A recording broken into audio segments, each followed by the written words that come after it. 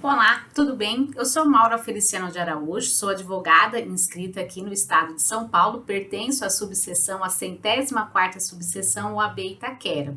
Sou também professora em Direito Previdenciário em várias instituições de ensino, assim como na Escola Superior de Advocacia, e tenho hoje o prazer de participar deste projeto Cultura e Você, e claro, como a minha matéria é Direito Previdenciário, eu venho conversar com vocês sobre um assunto que é bastante corriqueiro no dia a dia e que eu percebo que tanto os colegas quanto a sociedade em geral fazem uma confusão muito grande no que diz respeito à carência e a tempo de contribuição.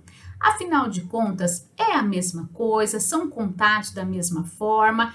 Qual é o tratamento que principalmente o segurado, a segurada precisa ter para saber se ele está no caminho certo? Bom, primeiro ponto que a gente precisa entender.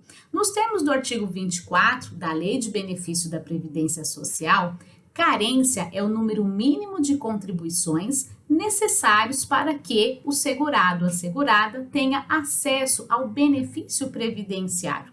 Ou seja, não basta ser segurado da Previdência Social, não basta ter acontecido ali um evento previsto na legislação, como, por exemplo, uma incapacidade para o trabalho, um salário maternidade, o parto propriamente dito.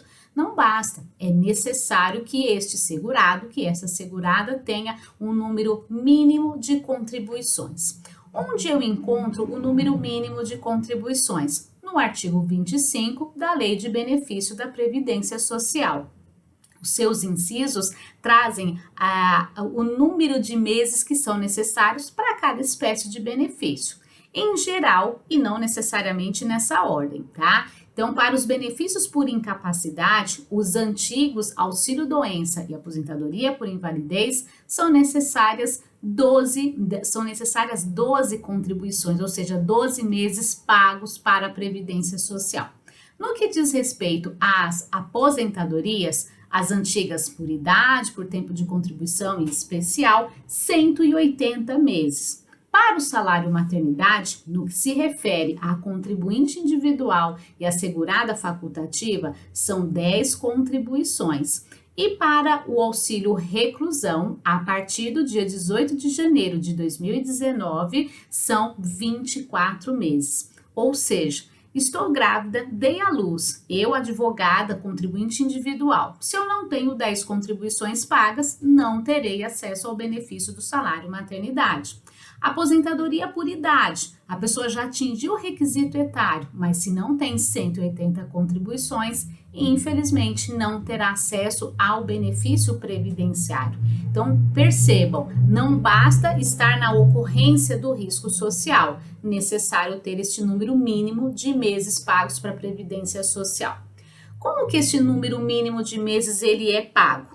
Nos termos do artigo 27 da Lei de Benefício da Previdência Social, inciso 1, eu tenho que, vou computar, a legislação determina que serão computadas para fins de carência a partir da filiação para o segurado que é empregado, para o doméstico e para o avulso. Ou seja, a partir do momento que uma destas 3 pessoas começarem a exercer atividade remunerada, ali já começa também a contar este número mínimo de contribuições necessários para ter acesso a benefício previdenciário. Maura, e com relação às outras espécies de segurado, quais sejam o individual e o facultativo? Eles também vai ser computado neste mesmo formato? Não. Nos termos do artigo 27, inciso 2, para fins de carência, ou seja, para os fins do número mínimo de contribuições, então nós vamos apurar exatamente a partir de quando? A partir do recolhimento da primeira contribuição feita dentro do prazo legal. E qual é o prazo legal para recolhimento dos contribuintes individuais e do segurado facultativo? É até o dia 15 do mês seguinte. Exemplificando, estamos no mês de outubro, então até o dia 15 de outubro, necessário o pagamento da competência setembro, porque como é por regime de competência, então é sempre do mês anterior que é pago no mês atual. Percebam, se o contribuinte individual começar a exercer atividade remunerada, se ele não fizer o primeiro recolhimento dentro do prazo legal, esta competência, se for recolhida lá na frente, com atraso, com os encargos, para fins de carência, não será contabilizado. Então, percebam, não basta estar inserido como segurado no regime geral de previdência social. Para que se usufrua da prestação previdenciária, é necessário preencher o número mínimo de contribuições. Mas, Maura, existe a possibilidade de alguma dispensa desta carência? Exige sim. Artigo 26 da Lei de Benefício da Previdência Social. Não precisa ter um número mínimo de meses pagos às seguintes ocorrências: no caso do benefício de pensão por morte, no caso do benefício do auxílio acidente, o salário família, o salário maternidade para quem é empregada doméstica e avulsa. E também existe uma outra previsão. No caso dos benefícios por incapacidade, auxílio-doença e aposentadoria por invalidez, se estas ocorrências de incapacidade tiverem como causa acidente de qualquer natureza, acidente do trabalho e os equiparados a acidente do trabalho, ou seja, doença profissional e doença do trabalho, também não haverá ali essa exigência de um número mínimo de contribuições. Ou seja, vamos imaginar um empregado que se acidenta dentro da empresa logo no primeiro dia de trabalho e ele então precise ficar mais do que 15 dias afastado porque aquele acidente lhe incapacita para a sua atividade. Neste caso, o benefício será pago e vai dispensar aquele número mínimo de 12 contribuições que eu citei ainda há pouco, com base no artigo 25 da Lei de Benefício da Previdência Social. Também está isento de carência a possibilidade de, após a filiação do segurado junto ao regime de previdência social, se ele for acometido de alguma das doenças que estão no artigo 155 da Lei de Benefício da Previdência Social.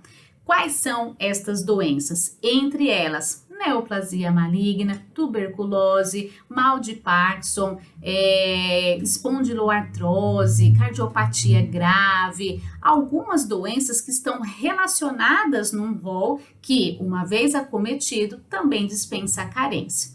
Mas este é um rol, a princípio, exemplificativo, porque a depender da gravidade da situação, a depender da gravidade da doença que acometeu o segurado, pode ser então que seja dispensado esta carência, mas aí é uma discussão jurisprudencial com tema, inclusive aí estamos aguardando o julgamento de um tema relacionado a esta matéria, tá certo? De uma forma muito básica, gente, porque na verdade, a matéria ela é muito mais condensada, ela é muito mais cheia de nuances, mas eu quero aqui apenas introduzir alguns conceitos básicos, pelo menos para que vocês já façam essa distinção de carência para tempo de contribuição. Mas antes de entrarmos na questão do tempo de contribuição, eu ainda tenho mais algo para revelar com relação à carência. Com a reforma da Previdência Social, promovida pela Emenda 103 de 2019, e mais especificamente a partir do Ofício 64, que é de dezembro de 2019, a partir da Portaria 450, que é de maio de 2020, a partir do Decreto 10.410, que é de julho de 2020, o que nós temos? Nós temos um trato diferenciado que eu tinha até o dia 13 de novembro de 2019, no que diz respeito à carência do empregado, do doméstico e do avulso. Qual é esta diferença que nós precisamos ter bastante atenção do dia 13 de novembro para cá? A carência do empregado, do doméstico e do avulso, ela só será contabilizada como tal, ou seja, como um mês, se a base de cálculo, vamos colocar assim, da contribuição previdenciária estiver pautada, no mínimo, sobre o salário mínimo da Previdência Social, que é R$ 1.045 atualmente, para o mês de outubro de 2020.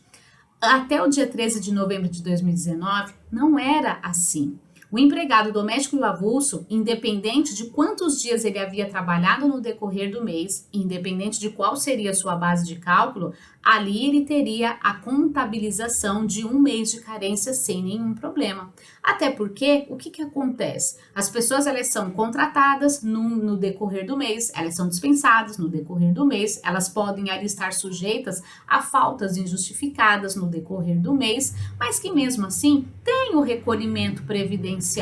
Só que a partir da emenda 103, agora o trato ele modificou. O empregado ele precisa ter no mínimo ali 7,5% sobre o salário mínimo, sobre o R$ 1.045. Se não houver esta tributação, vamos colocar assim, ele tem o recolhimento previdenciário sobre aquela proporcionalidade, mas ele não terá o cômputo como carência. E isto é de uma importância muito grande, porque nos termos do decreto 10.410, aquilo que estiver abaixo do mínimo não está sendo contado para carência, não está sendo computado para adquirir e manter a qualidade de segurado, não está sendo considerado para tempo de contribuição.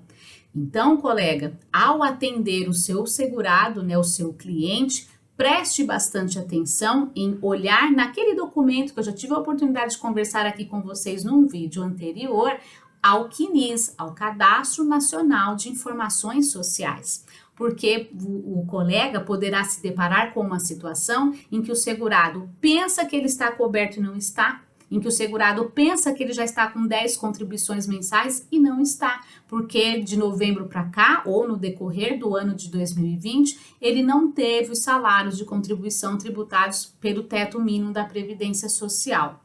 Mas, Maura, se não houve ali essa tributação, o que tem para ser feito? Tem ajustes para ser feito nesses recolhimentos abaixo do mínimo. O ajuste da complementação, de utilizar o excedente, o ajuste de agrupar contribuições para de duas ou mais formar uma contribuição. Então, vejam, militar no direito previdenciário exige um ir e vir na legislação, exige uma atenção redobrada ao texto vigente e à situação que a gente tem para analisar no caso concreto. Aqui prevalece o princípio do tempo régio ato, ou seja, essas ocorrências em que abaixo do mínimo não estão mais sendo consideradas para carência, para tempo de contribuição e para aquisição e manutenção da qualidade de segurado, é só de 13 de novembro para cá. E claro, vou contar para vocês, já existem várias teses surgindo na hipótese, porque afinal de contas, tem trabalhadores que eles estão com uma base de cálculo inferior ao mínimo, exatamente porque eles não trabalharam um mês inteiro, eles foram contratados, eles foram dispensados, então não é justo e está contra a lei de custeio da Previdência Social, está contra a regra da contrapartida assegurada na Constituição Federal. Então, colegas, bastante atenção na hora de analisar o CNIS, na hora de identificar por que um indeferimento por ausência de carência não foi considerado ali, o que foi, na verdade, considerado ou desconsiderado para o indeferimento de um benefício, tá certo? Ponto. Falamos agora de tempo de contribuição. O que é o tempo de contribuição?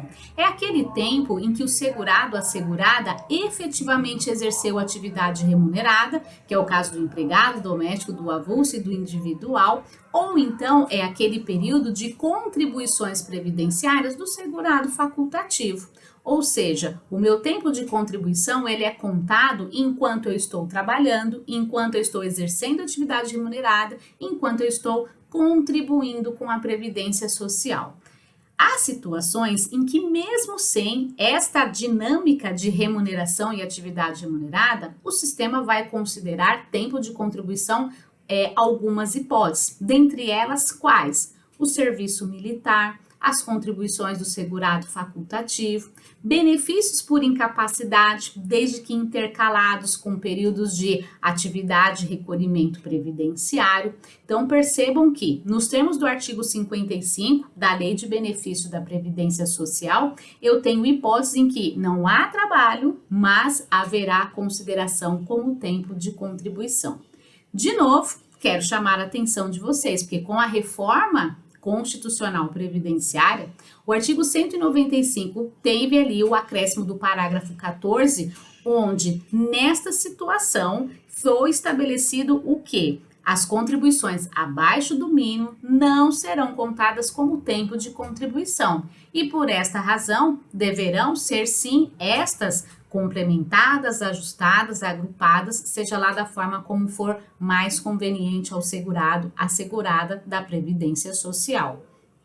Novamente, na análise do caso concreto, ao atender o seu cliente, esteja muito atento a todas as ocorrências do seu segurado, envolvendo carência e tempo de contribuição até o dia 13 de novembro de 2019 e posterior a 13 de novembro de 2019. O assunto é amplo, o assunto tem gerado muitas discussões a respeito. O decreto 10.410, que atualizou o decreto 3.048, também veio trazendo ali algumas considerações que faz com que nós, advogados previdenciaristas, tenhamos bastante atenção ao caso concreto, até para que a gente possa orientar muito bem aquele segurado, seja porque ele é o seu cliente, seja porque nós, que temos condições de ter acesso à informação, precisamos ali então informar a sociedade do que realmente deve compor ali os seus direitos e as suas obrigações previdenciárias, tá certo? A minha colaboração com o Departamento Cultura e Eventos da OAB é bem singela hoje, bem pontual, porque na verdade eu quero provocar os colegas a fazer a leitura da lei de benefício, do decreto regulamentador, quero provocar os colegas a refletirmos juntos sobre os impactos da reforma constitucional previdenciária no que diz respeito à carência e a tempo de contribuição. Querem mais informações? Querem ali trazer alguma dúvida pontual? Por gentileza, pode mandar um e-mail maurafeliciano@gmail.com. Querem mais dicas, mais ali, né, querem saber o que a doutora Maura Feliciano está fazendo em prol do direito previdenciário? Siga o meu Instagram, @maura.feliciano, e eu tenho um canal no YouTube, Professora Maura Feliciano, onde também de uma forma muito simples e objetiva, levo sempre informação para a sociedade e para os meus colegas de trabalho. Tenham sucesso, estudem bastante e contem comigo. Um abraço. Aliás, contem comigo e contem com o Departamento Cultura e Eventos da OAB. Um abraço e até o próximo vídeo.